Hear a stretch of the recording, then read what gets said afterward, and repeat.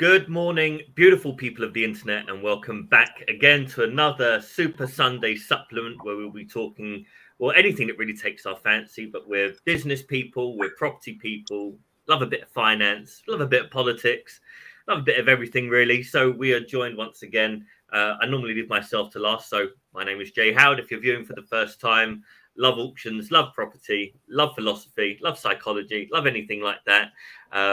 We then have the phenomenal Helen Chorley, who is our TV superstar and also becoming a bit of a podcast extraordinaire as well. I think extraordinaire is a bit of a made-up word, but we'll go with it. We've got the next Chancellor of the Exchequer and Brain of Britain, Mr. Adam Lawrence, in the top corner there.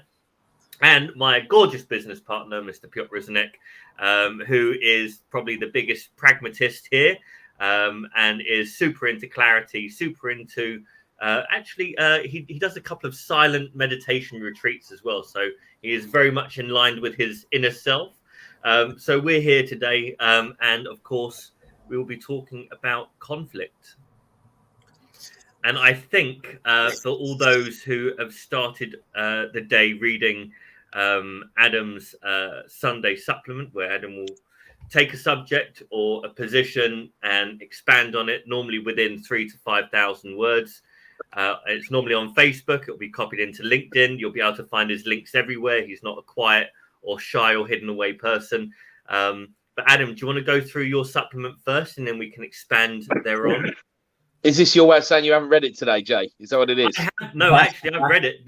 The opening quote actually is one of my favorites. So there you go. Yeah, wow. It was a very deliberate one because there are parallels between the personalities of Hoover and Putin.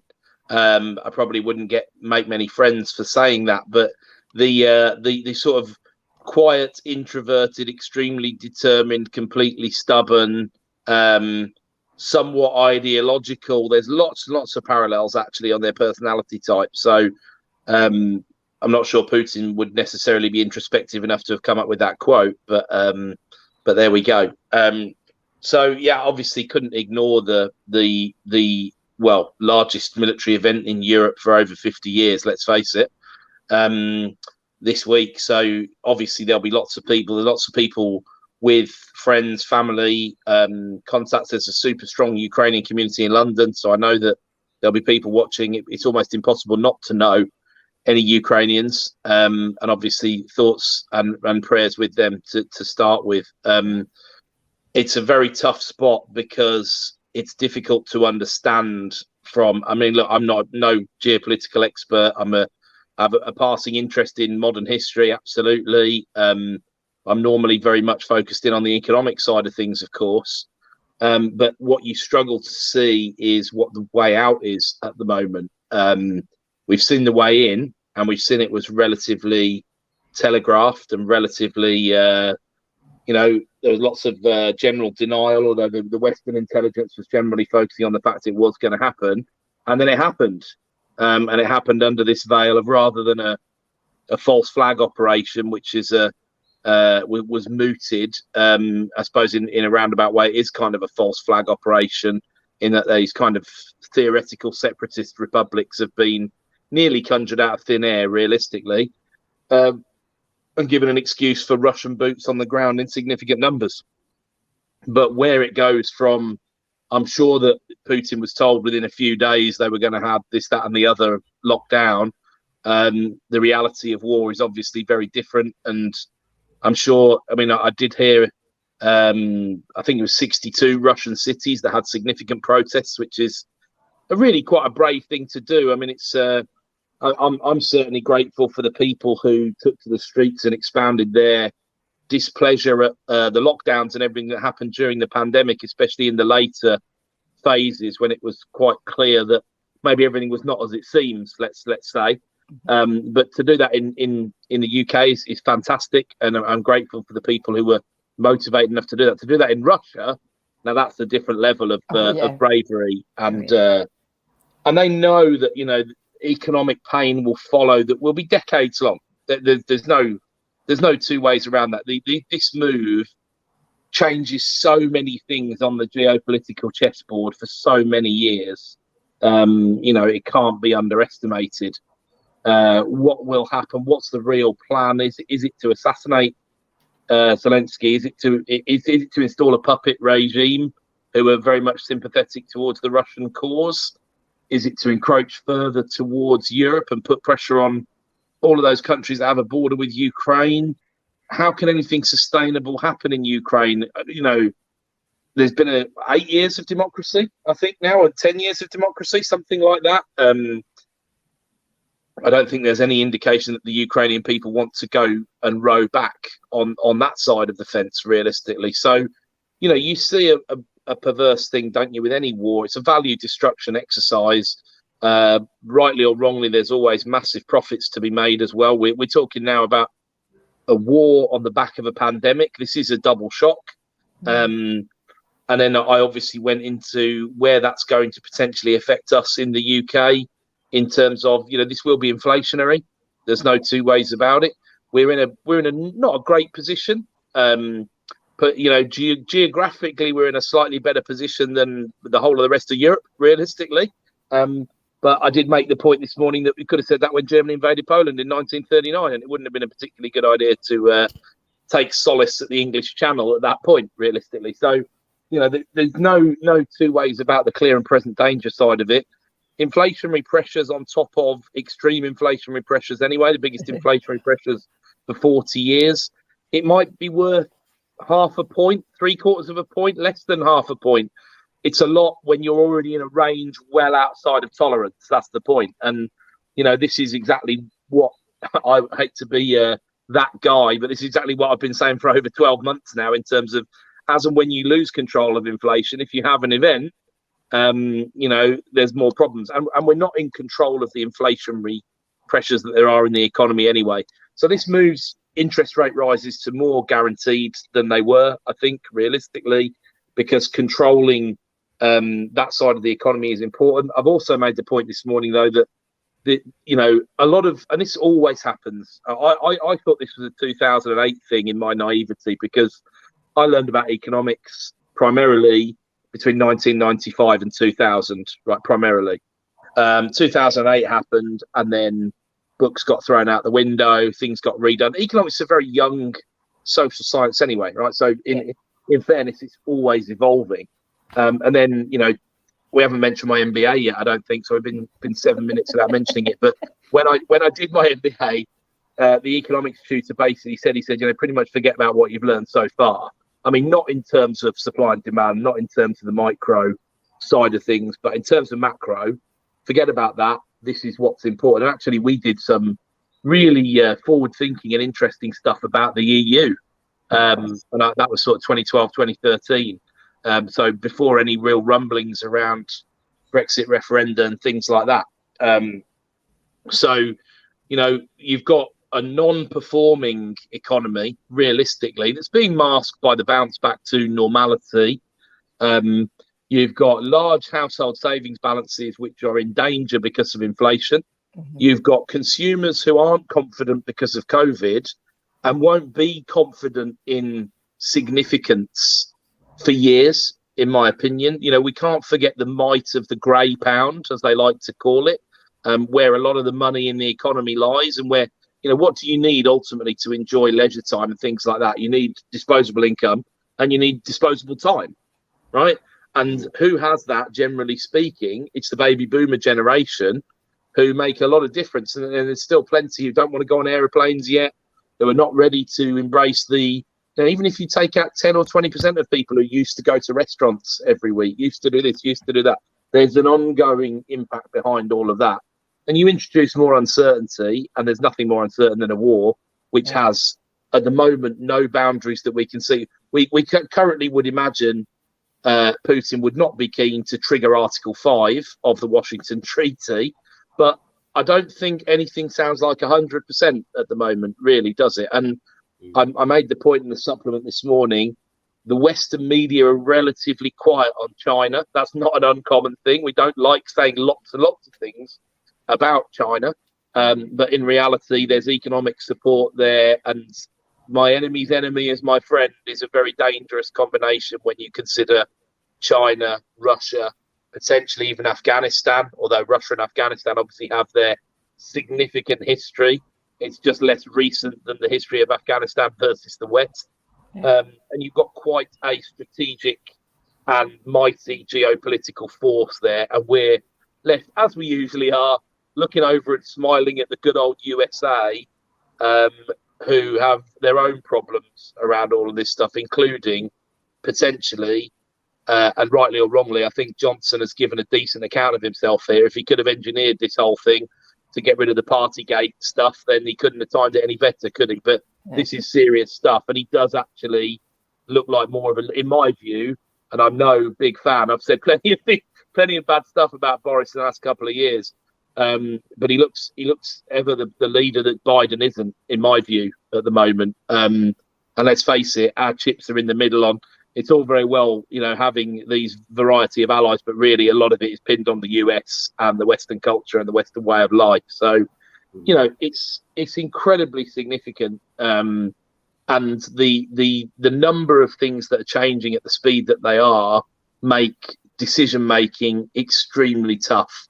And that's before, overnight. I haven't looked into in detail yet what's happening with the SWIFT system. The headline I heard was some Russian banks have been thrown out of the system, which immediately made me suspicious that this is perhaps not as strong as it needs to be. But Germany get half of their coal, I think half of their gas and a third of their oil from Russia. So Germany aren't necessarily in the strongest position. And obviously those sort of numbers don't get replaced overnight, generally speaking. So we've got all sorts of. I think what they said is the banks that will be taken out and the ones that don't affect the payments for energy and those kind of things, so that there's no pressures on the prices, commodity prices, something like this. But still in the process. There will be anyway. I mean, Helen may have a much more educated view on this than I do, because I've never been anywhere near energy trading or anything like that. But I think there are always issues around. As soon as you mention oil, gas, coal, oil specifically, but gas as well, there are always significant issues. I mean, the existence of OPEC and what it serves to do to the oil price, sanctions against Iran and what that has done or not done to the oil price, whether they're actually selling oil to people and we don't know about it on the black market to China. There's lots and lots of speculation. There's so much speculation around oil. It's very difficult to know what to say. But what I think the only thing I can really say with any surety is our policy around strategic reserves for the last decade or so has been woeful, and we're now again stuck in a place where we might really pay for it. And the feed through to the end consumer is now some people rushing out research which says we could be paying £3,000 a household for our energy bills by the other side of the 1st of October this year. That's from £1,300 in September last year. So that's some inflation there, realistically. I don't know if you could develop any of that, Helen, in a much more learned and erudite way, I'm sure.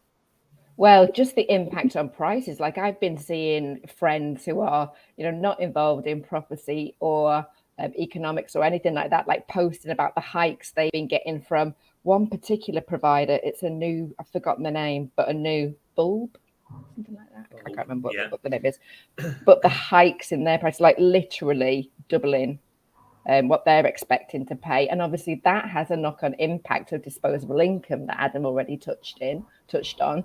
With where they're spending and the rest of the kind of market is going, economy is going. In terms of markets, it's been long known, particularly by people working at these places, about the market manipulation, and energy is no different. And even when you think there's people don't understand, like in crypto that goes on, all the stuff about gold and silver has all come out, where I was in foreign exchange, has been recently exposed over the past few years, right? So this stuff goes on all the time. So we're watching these headlines and thinking, if you think that's a real reflection of actually what's going on in the market, it's just not. Hence my trust issues and my lack of belief in anything that is put out that's official.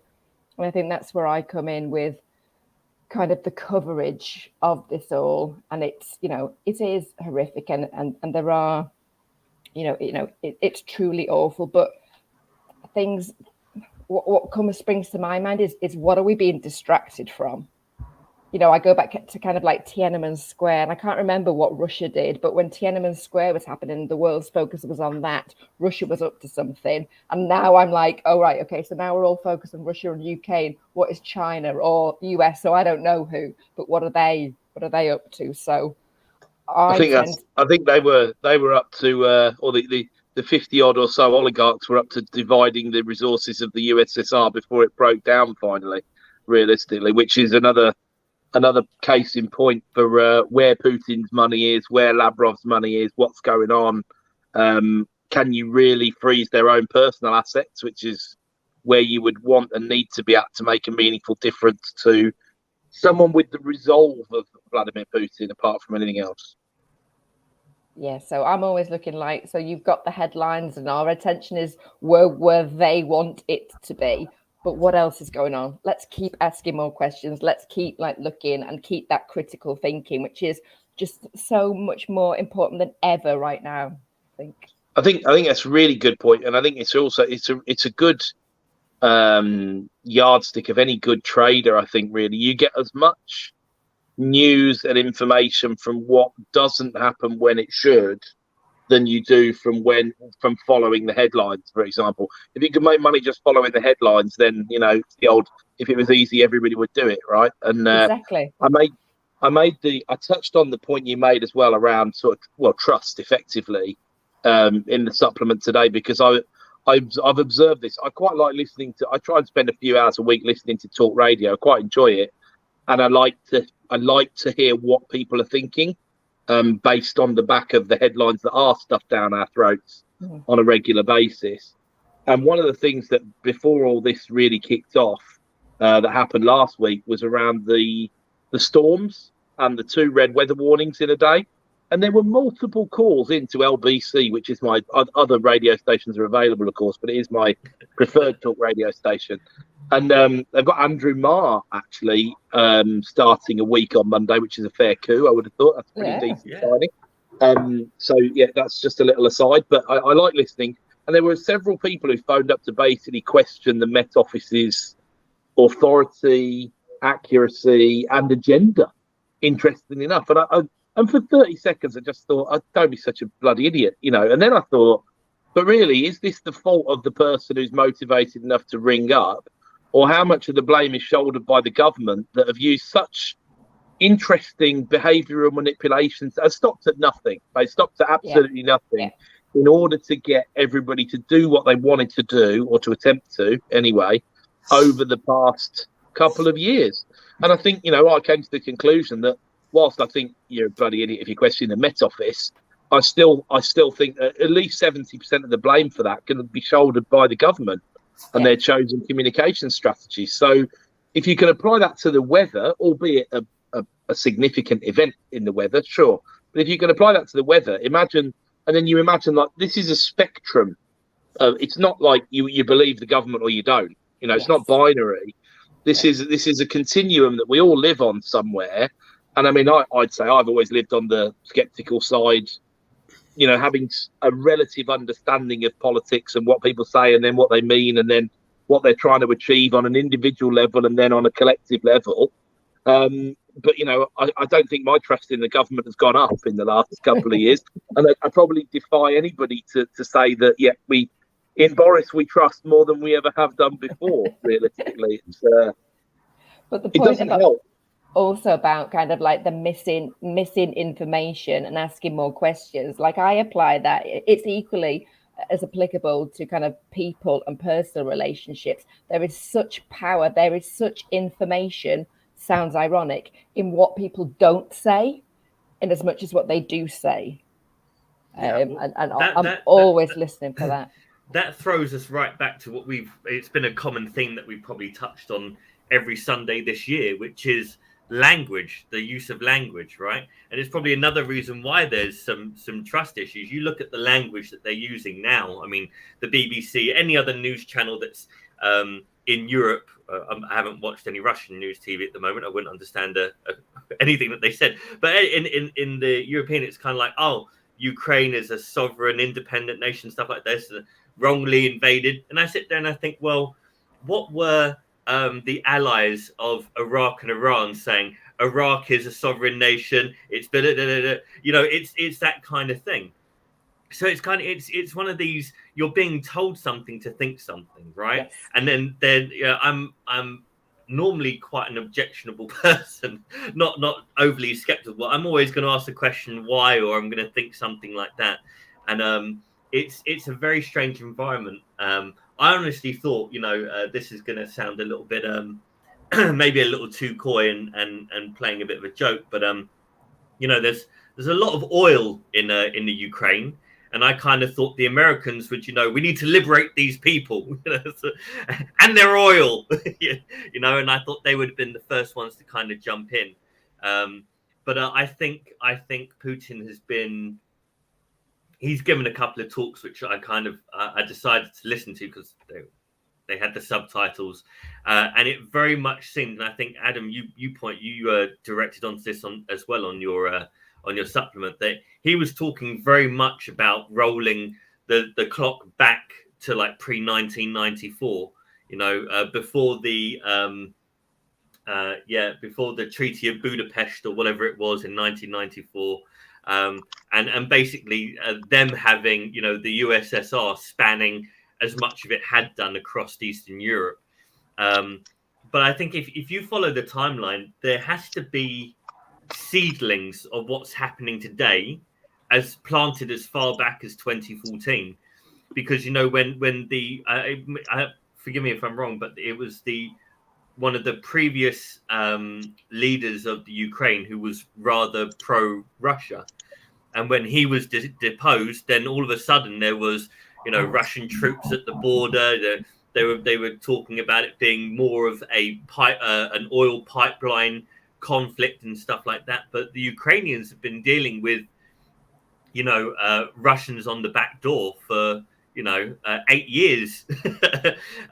So the fact that they're crossing borders, and they've also been running down their supply of US dollars steadily since 2014 and the annexation of Crimea, and that's absolutely true. Yeah. And I think what you just said really resonated with me, because I think there was the communications around Gulf 2, for example, were what they were, and then the sort of the entry level pushback to that was the whole oil situation and all the rest of it. I think it is a little bit more complex, because I think we need to not forget that all of these organisations that are like NATO, for example, and the other ones that have sprung up, and some of which have survived, some of which have changed, some of which have been dissolved, all the rest of it, effectively came around to control the spread of communism and the Cold War. So we go back sort of 40 years, let's say, when that was probably at its complete peak, or in between sort of the Bay of Pigs and the late 70s, I suppose, realistically. And then that war, if you like, that war on your ideology, thought to be largely won by capitalism. Although let's not forget the centrally planned economy of China when we have that sort of discussion about, and the 1.4 billion people there, and also the economic strides that they've made since adopting a kind of capitalist but centrally controlled, which proves that the capitalism communism thing is not two sides of the same seesaw. Apart from anything else, it's more complex than that. But you look at like Afghanistan, I think would be even more of an extreme scenario, because ultimately the whole, Ukraine was controlled by a Vladimir Putin puppet, in the early 2010s. Absolutely. You could make the same argument if you were on the other team, that Afghanistan was controlled by a puppet Western regime, that as soon as they've left, the people have uprisen and overthrown the government. Now, I don't know what the truth is. I don't think any of us know what the truth is. You would imagine that there's the possibility of a revolution, but then you look at the Arab Spring for recent evidence of what can happen when you do try to overthrow dictatorships when they're installed, and Mubarak and all the rest of it. So it's not easy to solve those problems, but it does very much suggest how there was a nice piece in the FT about China and the Chinese news media this week, and where the Ukrainian conflict was featuring on their headline news show. And basically it was taking sort of a minute at the end of a 30 or 40-minute program, whereas Putin's summation of events was given sort of 4 or 5 minutes nearer the beginning of the program. So that whole, not just the language, but even just the style and the way in which you communicate, and the stuff that's coming out the front of the fire hose first, it is utterly fascinating. And of course it does, you know, when we talk about trust in the government, as Helen was alluding to, the problem is the problem becomes endemic, if not pandemic, realistically, in the who do we trust? Yeah. Who do we trust? And that's why people like me who like to snuggle up with numbers at night, you know, trust data. As long as we can trust the source of the data, we can find some security, and that in itself is sometimes the problem, as we know. Exactly, and even that's been shaken. You know, fellow data, numbers, science, show me the evidence geek here, and even that's been shaken this year, because we know absolutely the numbers on the COVID and the deaths were manipulated. Headlines scary as hell, numbers, everybody dying. Oh, fast forward a year, or actually not even a year, but those numbers, as with all numbers, are subject to revisions. And oh my God, the numbers were decimated in the revisions. I'm like, hang on, so was that purposeful? That we were that was used to scare us? Like, how can the revision be so much? Like, you know, revisions on, you know, unemployment, economic data. Of course, there's always kind of revisions, but revisions of that magnitude, like then can you trust the data? I don't know. My faith in everything's been shaken these past 2 years. It's exactly why very early on I said, you know, we only had to look at excess deaths, and I know there were lots of commentators who said the same thing. The problem that you'll always have, and that's it's still somewhat imperfect. There's quite a good metric called YLL, which is years of life lost, which is a more sophisticated way of looking at excess death. But the problem is, where do you cast the net and where do you cast the shadow of the effects of lockdowns or economic pain inflicted by a COVID-19 versus COVID-19 itself? And that then leads you into an impossible discussion about, well, this is the fault of, you know, we had, you'll remember in April 2020 when the weather was fantastic, everything else was going to shit, but the weather was fantastic in the UK. And, you know, there was the air pollution was down. There were far fewer deaths from traffic accidents because there was no traffic apart from anything else. All of these things that, you know, these beautiful moments in theory that happened while everybody was still enamored enough to stay indoors for a few weeks because it was 2 weeks to flatten the curve or whatever it then became, protect the AHS, etc., etc. And how do you sum all of that? When do you stop looking at the shadow of the pandemic because 400,000 people missed a cancer appointment or whatever? You know, there's huge implications, and there's implications over time. Which age group got hit the most from the pandemic? You know, was it the 2 to 4 year olds, or was it the 78 to 80 year olds? Was it, you know, we could have lots and lots of meaningful, speculative, realistically, discussions around all of that stuff, and it's going to be very, very difficult to pull the data apart. You end up relying on the old adages, don't you? Really, cui bono is a good one, and has worked quite well throughout the. Perhaps Mr. Howard and his legal prowess can take over from there on that one. I don't think my legal prowess is up to scratch for that one, Mr. Lawrence. It's been a long time since I've delved into a legal textbook to carry that one across the line. But it's these are remarkable things. These are absolutely remarkable things because, you know, data is good, but it's quality of data, all right? And it's not just the tests or the methodology of gathering the data. It's the strain and the stresses of gathering that data. You look at the NHS in the heat of all of this, you know, where most NHS trusts were just saying, look, if it looks remotely like they had anything slightly COVID related, then it was COVID. That's what you're putting down. You're putting down COVID. A friend of mine, his wife had passed away during COVID, but she had, it was several other things.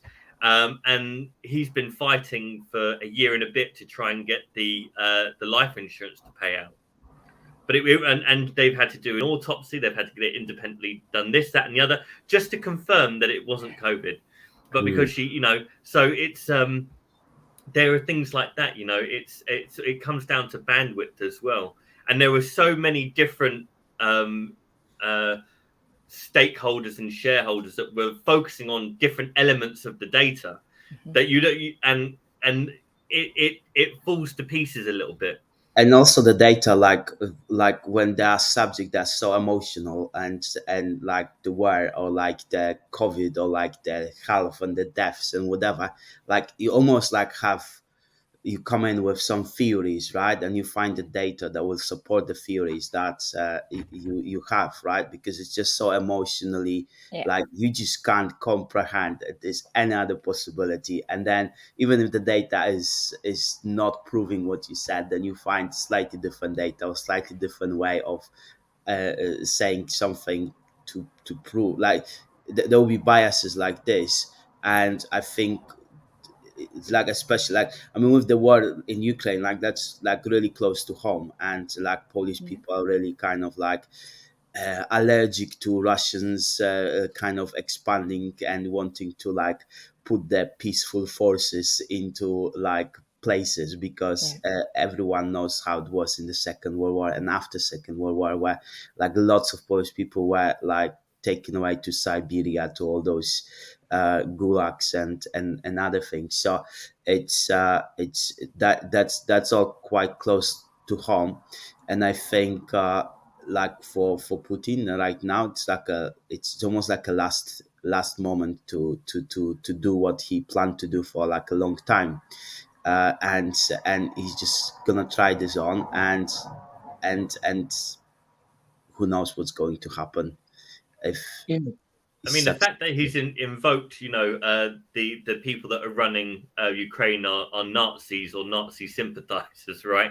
I mean, that hits home for me a little bit, but it's a very divisive thing to kind of call upon as well.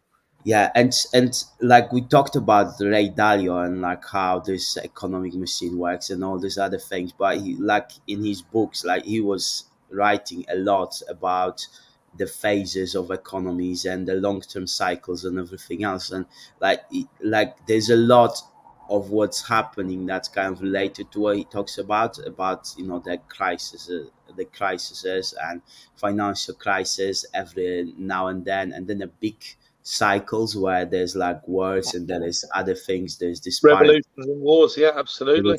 So I think there's a lot to learn from things like that. It's really interesting because you could almost relate Bridgewater and how Dalio, you know, has run his organisation to some of the things that we've just been talking about. Because in a more reflective mode now around the whole pandemic point and the data and everything else, I personally feel Chris Whitty and Patrick Vallance have done a great job for doing their jobs. Right now, that's a specifically difficult way of putting it, because my idea of a top team in that situation would not just have been Patrick Whitty and Patrick Vallance and Chris Whitty. Sorry, it would have been, you know, mathematicians. It would have been data scientists. It would have been economists. Where were those people standing up at the briefings every day? The reality is that the government, the ministers gave that too much weight for too long. It made sense to do that in April 2020 because they were the most important people. It doesn't make sense in February 2022 for Whitty and Vallance still to be at the front of the room doing all of that stuff. And that's where the government ultimately should be held accountable for what they've done wrong, in that they haven't weighted the opinions of the relevant experts in the correct way, in my view. And you might say that I'm biased because I'm an economist, right? So I believe that. But I mean, take that out of the equation, even on the data scientific, the stuff we've talked about today, and then how that was going back to the communication and language point, how that was communicated and disseminated to the media. Just the whole strategy around that was wrong. It needed to change much more quickly than it did, and instead now it's kind of like, well, like Helen said, there is a genuine distraction in what's going on in the Ukraine. Don't get me wrong, but there's always variety of distractions that are going on, and manipulation of the media to move the press stories away from the fact that Boris Johnson has been investigated by the Met, or whatever, pick whichever point you would like to. Or Canada. Look at what's going on in Canada. And yes, they've repealed all the laws, but those permissions for the banks to freeze your assets, to spy on you financially, they still remain. Oh, that's gone really quiet, hasn't it?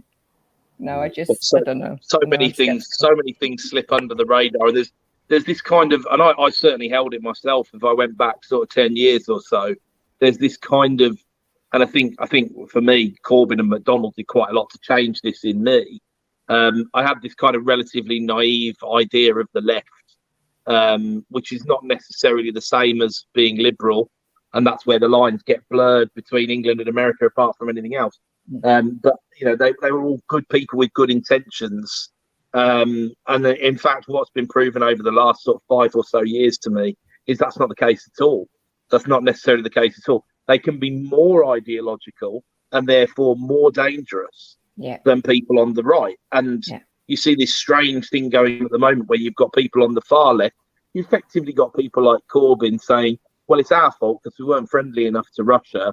And really, the hegemony of the West is a terrible thing, and it's a problem. And it's kind of like, I see what he's saying, because to an extent, if you were on the other side of the fence, that would be true. Right? But you're not on the other side of the fence. You're on this side of the fence, right? And we need the fence to be pretty bloody good in these situations.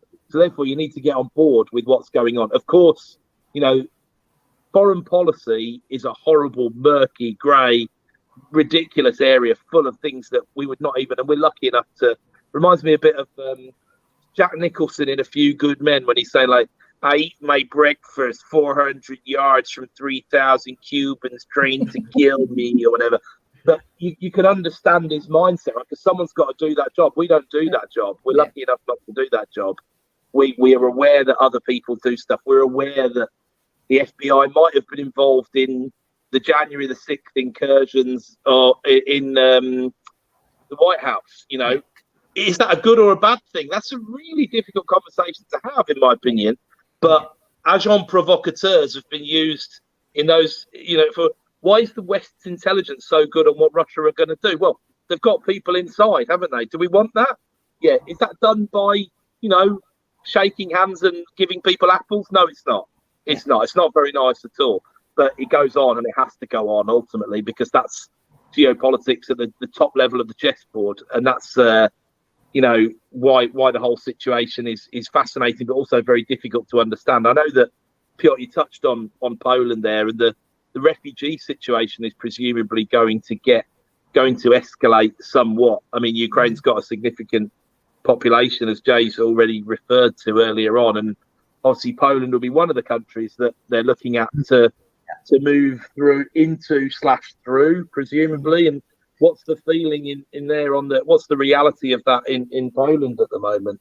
Yeah, Black Polish people are extraordinary with this. Obviously, that was the refugee situation, like the Syrian and Middle Eastern people trying to get through Belarus, and that was there was a lot of opposition towards that, because it was seen as kind of like imported problem, basically, because those people just wanted to get to European Union, not really to Poland, and there isn't much kind of connection with Middle East as it is with Ukraine. And with Ukraine, like, everyone is like, there's so many people helping, and there's queues of cars trying to collect people from like the stations, and people are donating things, and there's like, I think like easily Poland could take like, I don't know, 2 to 5 million like Ukrainians even without any problems, because people are just so supportive of it. And it's like,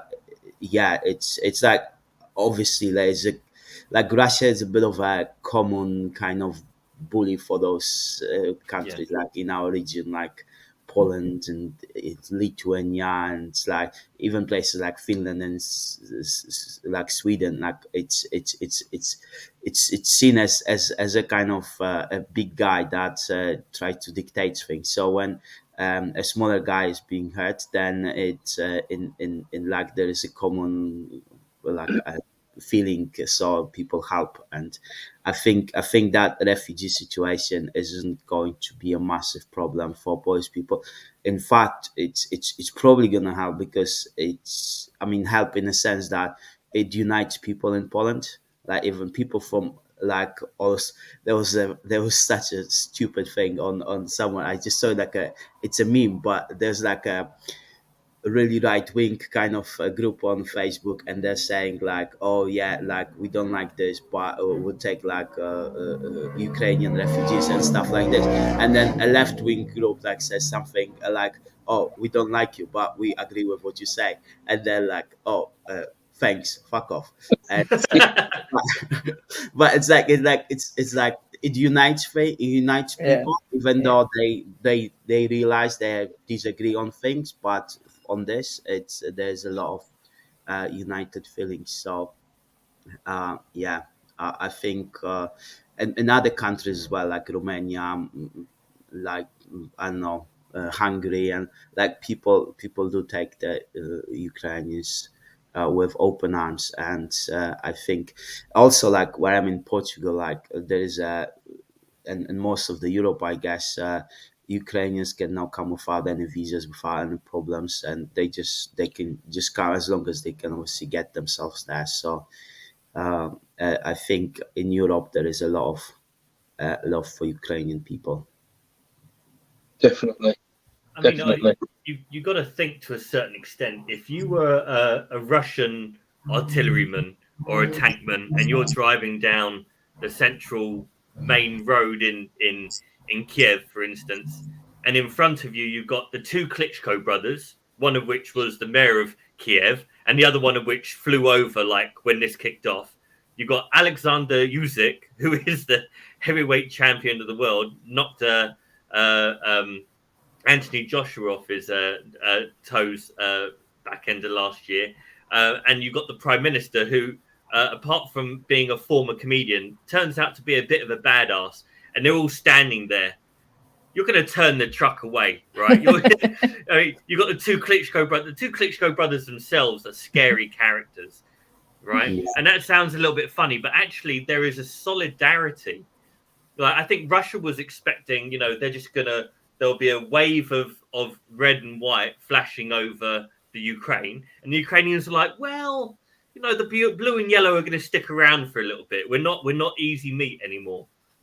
And I think there's a lot of not just figureheads, but there's a lot of people from other countries, maybe in Europe, the Ukrainians that are like, no, I'm going back, I'm fighting. I saw a video, I think it was maybe on the BBC or somewhere else, where a recipe for Molotov cocktails was being passed down by the central government as it stands at the moment.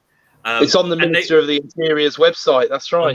And there were men and women in what looked like a public square with like polystyrene boards, and they're grating the polystyrene boards and shoving it in the bottles of the Molotov cocktails, because obviously when the polystyrene explodes, it melts and it sticks. So it'll stick to vehicles, it'll stick to people, and that's the kind of thing. Like I don't see that kind of solidarity happening here in the UK. If something similar were to happen, I just don't see it. Yeah, I think UK is very British. It's very, but I mean, look, I always used to take the mickey out of France. Something goes wrong, that's it, revolution. But I don't think the population of the UK as it is at the moment. Maybe it's because it hasn't hit much hardship for 60, 70 years, whatever. I don't think you'll see that. I think you would in Liverpool, but nowhere else.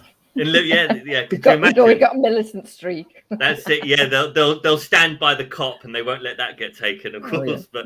But I mean, I think it's a mark of the belief that these guys have, that there's like, and they're looking for international help. And I think on an international basis, you have to hit the main players where it hurts initially, which is financially.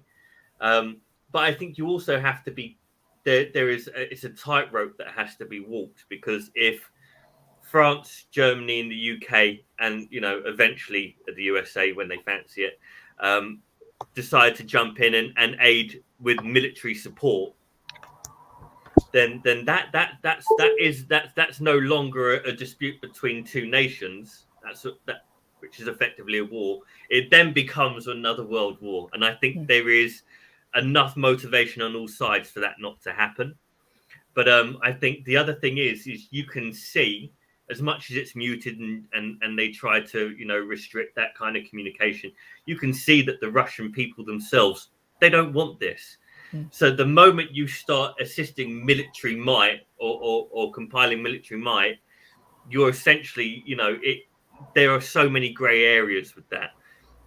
And I think it will come to a point where it will get there, but I think there has to be the crossing of a line, and I think unless the numbers, we'll go back to the numbers again, unless the numbers coming out are massively reduced, the loss of lives up to now hasn't been demonstrative enough for them to go right with that, and I think Russia are playing a very steady hand, because it's not like they're in the Ukraine. Oh, we tripped over into another European country by mistake.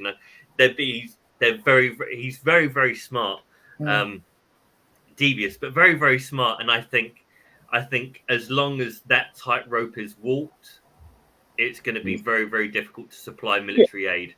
Yeah. I hear you, but I do wonder though how, when you introduced Piotr at the beginning of this, you said he was the most pragmatic of the four. I don't know how pragmatic he really is, because, all the intelligence said they missed their day one objectives, they missed their day two objectives, they missed their day three objectives. He was being told that this was going to be easier than it is. And I think from everything that you've just said, both of you have just said, it shows that it's definitely not anywhere near going to be easy, and that resolve is not going to be broken overnight.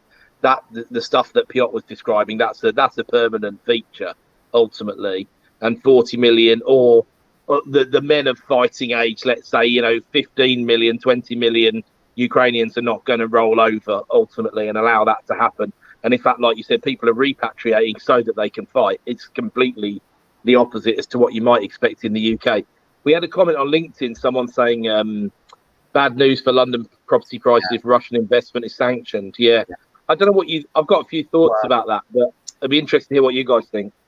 I think it's it almost doesn't matter. Like, why does it matter? Like, you need to act on things that are important, and then obviously there'll be consequences of some sort. But it's like, what does it matter if you try to avoid the pain of consequences now? There'll be probably a bigger pain down the line when something else happens. So I think, I mean, not to mention, the biggest part is the slowest property growth in the UK for the last 6-7 years has been central London. The Belgrade, the parts where the Russians were buying, this kind of super high level stuff, and there is always going to be an international market. Yeah. Even for the last few years, Russians were having difficulties coming to UK. Abramovich, whoever, that's already been there. And I think one of the things that sprung to my mind was a place that's close to our hearts in Marbella. They have a very interesting way of having dealt with some of the Russian money that's found its way over there that might not have come from the purest of sources, and they tend to let them buy a load of assets and then generally seize them. I think what's coming out in the news over the last couple of days, and certainly I'm learning more about, is around the 50 or so people that Putin trusts to control a lot of his assets. I mean, as I understand it, his daughter lives in London, apart from anything else. but the 50 or so second tier oligarchs, let's call them, that unexplained wealth orders, which were not a thing until about 4 or 5 years ago, but unexplained wealth orders could easily be slapped on some of these, and these properties could be, taken under the possession of the crown. It's not something we've tended to do, probably because we've got so much form in tax avoidance schemes and crown dependencies and all the rest of it ourselves. But I wouldn't put it off the table at this point. I think the unexplained wealth orders are actually a really interesting thing. I think leading all the way through to seizure of assets under the crown, I think that will be far more detrimental to the UK as a brand, as a safe haven for capital and investing in property. Because the moment the Middle Eastern see that, or the Chinese see that, or the countries where they put their money in a safe haven, UK property market is a safe haven. The moment that happens, the confidence level drops. Then I think that is really where the detriment will be seen. I think putting the unexplained wealth orders on there is good. Putting a restriction on sale would be probably the smartest thing to do, because then they cannot move. They cannot move it becomes harder to move things around. They could refinance, they could do whatever, but it makes them harder to leave that asset base. I'm just sensing there might be a bit of BMV around in the top tier London market, gents. I don't know if you're feeling the same way there. Well, I've had my eye on Selfridges for a while, guys, so I don't know who owns it, but if we can get that even 15% BMV, it's a snap-up opportunity. Yeah, you do like commercial and multiple occupation, right? As an asset class, absolutely. I wouldn't take Harrods because, but Selfridges, yeah. We'll take Selfridges. I think with London, like it's almost like if one part of the world cannot buy things or like struggles with things, when they put properties in the market, another part of the world is going to buy them, and London is just a place of like exchange between different various parts of the world. Like the world reserve property market, isn't it? Really, when you think about it like that. Well, since we sold off all our gold reserves, we needed something. Exactly. But you're right that it kind of applies to a specific kind of part of the market. And is it going to have a knock-on impact on the rest of, the lower kind of tiers of the market, the lower values of the market? With greatest respect, a first-time buyer moving up to, kind of moving up the ladder isn't suddenly going to jump and buy a £10 million St. John's Wood mansion, right? So that effect filtering down to the rest of the market, I think, is going to be. There has been some growth away from buying a beautiful penthouse in Belgravia or a mansion house in Chelsea. That they've been expanding into blocks of flats. There's been some good international investment in the northern block, so reinforcing the northern powerhouse. That's been done by Chinese, the Russians, and the Middle Easterns. So there is a lot more outside of having their own homesteads or buying up large swathes of square footage in high value postcode areas. There's now family style investment from a lot of these oligarchs, and that makes it really very interesting. I think what might impact things a little bit is that obviously the Russians, they can't buy things yet. That's a problem.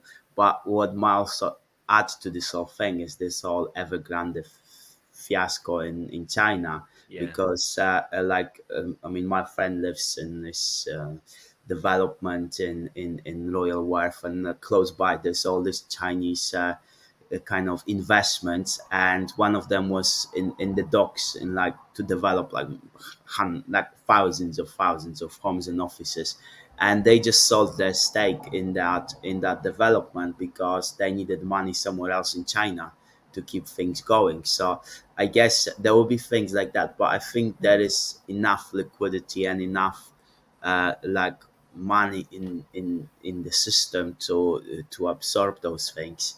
And that's my view on this. No, I'd be inclined to agree. So, some more comments from Dominic. How do you think it will impact UK property market, secure investment versus Russian commercial residential out? especially when the residential market follows commercial trends. It's pretty much what we covered right now. But anything to add on this, guys? No, I I mean, think unless military aid is given and World War III is declared and there is infringement, and you go back a couple of years and there was always some noise about Russian fighter jets flying across Scotland, and they found that Russian submarines were running through the English Channel. Unless you find that there's military might thrown across the channel. I don't see it changing drastically, and I think we are so far away from that as a possibility today. I think there are other ways to handle this. I still think, I mean, the man is sheer force of will and determination. The way he treats subordinates, and no other no other leader, in the free world. Has that kind of force of will and is respected that way, or feared. And that's a double-sided coin: fear and respect. In the same way that Putin is. I mean, someone may mention like North Korea. Well, that's not a free market, so it doesn't. I wouldn't count it in. But in terms of being in G7s and summits or G20s and allowed to kind of be in those environments legitimately, or as legitimately as most others are, he's very scary in that respect, because it would be different. I've ranted about this before. It'd be difficult to find a prime minister or politician that had anywhere near that kind of, maybe you'd say Margaret Thatcher, but I think there's an appreciation of her at a certain point in the country. You go any further north than that, and you don't have the same kind of feelings, right? But not in coal mining towns, no. She was a sheer force of will. Mr. Gorbachev, tear down this wall. When was the last time a politician in the UK stood up for something and said, "That's wrong. We want to see change"? You don't. I mean, it's. Even, I mean, you've got to. I agree with Adam insofar as I don't really trust politicians. I don't think you can, and I think their entire existence is that they're not to be trusted. They fulfill a function, to a certain degree. And there's a lot of what they will know and they will have privy to that you won't want to tell a mass populace. And I think I understand it as well, following Adam's, you can't handle the truth almost from a few good men. And I get that and I see that. But you have to respect some people. And I think in situations like this is where you get to say, right, I'm a piece of shit politician. I'm bundled up. You can be left, right, middle. It doesn't really matter. It's all the same thing, just a different color. But I'm going to stand up and I'm going to fight for this one point. And they don't these days. They don't. Yeah. They do it as far as political endeavor allows them to, and they can backtrack and they can sidestep and that's all fine. But you don't see him doing that kind of stuff, and that's what is scary. You don't see him sidestepping or backtracking. It is. It's a really tough one without a way out. You're absolutely right, and that's the biggest difficulty I think that there is in the next week as this develops. That will be the most interesting. What's the point of the diplomacy? What's on the table? Are NATO now going to say we're never going to let Ukraine join? Are Ukraine now going to say we're never going to join NATO? How does Ukraine effectively, is it supposed to lie prostrate in the face of the might of Vladimir Putin? In Putin's eyes, it seems that's the only way out, because he's not going to row backwards. No.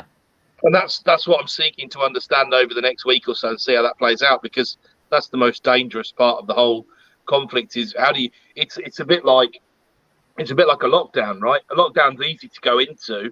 It's quite difficult to come out of, and we saw that a number of times and done in a number of poorly timed and ill-managed ways, realistically. But it's a lot easier to get 200,000 troops on the border and then go over the border than to withdraw. Look at Look at the strategic withdrawals from Afghanistan. You look at, look at all the UK. I mean, that is the flip side to your argument, Joe. I suppose the UK foreign policy, even going back to the Falklands, which is a different kind of conflict altogether, and there's a different reasons behind it and a different motivations for the right thing being done and all the rest of it. But talking about Thatcher makes you think of the Falklands, then think about the Gulf, think about Bosnia, think about Iraq, think about Afghanistan, think about Syria, think about Egypt, and there's just the last 30 years is an utter mess in that department. And how you go about at this point in time, it does seem to be this idea of, but you can't deal with a Vladimir Putin by saying like, oh, let's stop and have a chat and a strategic think about it. It's just not the right way. There's no way to do it, and you need some pretty bad people to be able to make some pretty bad decisions. Because in defence to the politicians, and you'll never hear me say this again, but in defence to the politicians, they do generally have to make choices between bad and worse. That's generally what they have to do, and that's why it's a horrible job to try and do.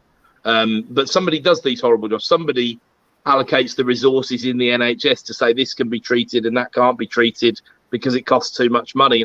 Again, a job that I couldn't even fathom taking part in, because it must be so psychologically stressful for you, apart from anything else.